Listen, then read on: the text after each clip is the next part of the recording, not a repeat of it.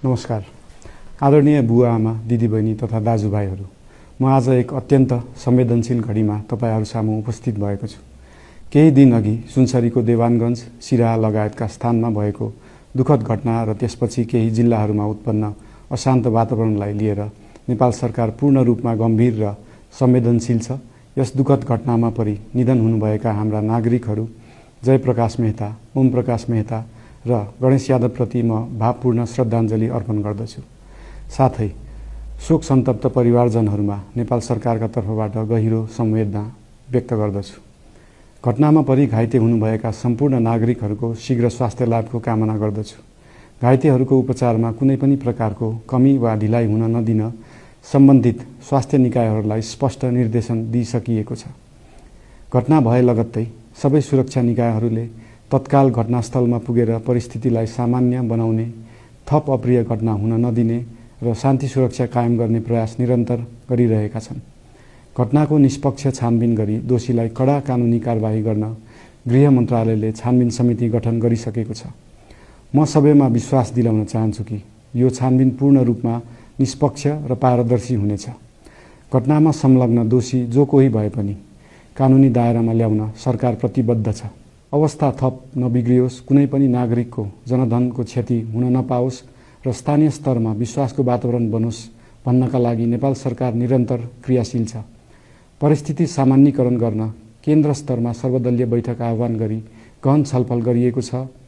स्थानीय तहसम्मै जनप्रतिनिधि, नागरिक समाज, विभिन्न धार्मिक गुरुहरू, समुदायका अगुवा तथा सामाजिक व्यक्तित्वहरूसँग निरन्तर संवाद भइरहेको छ। स्थानीय स्थितिको प्रत्यक्ष अनुगमन गर्न, पीडित पक्षसँग संवाद गर्न र शान्ति सुरक्षालाई थप सुदृढ बनाउन गृहमन्त्री स्वयं सो स्थानमा पुगिसक्नु भएको छ। साथै देशको समग्र शान्ति सुरक्षाको अवस्थाबारे गम्भीर समीक्षा गर्न राष्ट्रिय सुरक्षा परिषदको बैठक बसी परिस्थिति अनुसारका आवश्यक निर्णयहरू समेत गरिसकिएको छ। यस्तो संवेदनशील घडीमा सामाजिक सञ्जाल वा अन्य माध्यमबाट असत्य, अपुष्ट सूचना, अफवाह, घृणा फैलाउने सामग्री वा समुदायबीच वैमनस्य बढाउने अभिव्यक्ति प्रचार प्रसार नगराउन अनुरोध गर्दछु। साथै सरकारी निकायहरूबाट जारी भएका आधिकारिक तथ्य र सूचना मात्र विश्वास गर्न विशेष आग्रह गर्दछु।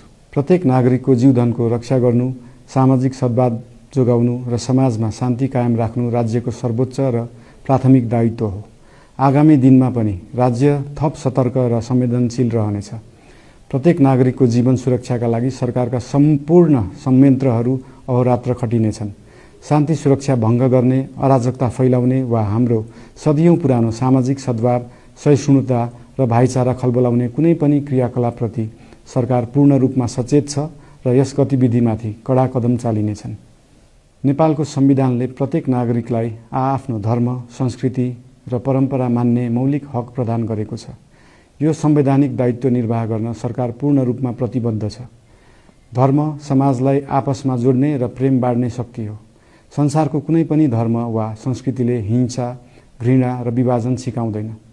सबै धर्मको मूल सार करुणा, दया, प्रेम र शान्ति नै हो। देशको कुनै एक स्थानमा भएको अनपेक्षित र दुःखद घटनालाई लिएर कुनै सिङ्गो समुदायलाई आरोपित गर्नु र देशका अन्य भूभागमा समेत त्यसको प्रतिशोधको आगो फैलाउनु कुनै पनि दृष्टिकोणबाट न्यायोचित वा न्यायसङ्गत हुन सक्दैन।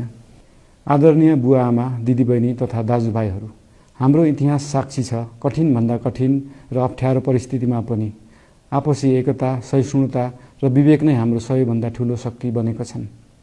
हामी सबैले जिम्मेवार नागरिकको भूमिका निर्वाह गर्दै यो सुन्दर र शान्त नेपाली आकाशमा मडारिएको अशान्तिको बादल हटाउनु पर्नेछ। हम आम नागरिक समाज, धार्मिक समुदाय, सब आदरणीय अगुवा, सब राजनीतिक दल आ जिम्मेवार संचार के माध्यम सबके धैर्यता आ संयमता अपना के शांति, सद्भाव, भाईचारा आ राष्ट्रीय एकता कायम राख के लेल सरकार के तरफ से हार्दिक अपील कर रहल छी। धन्यवाद।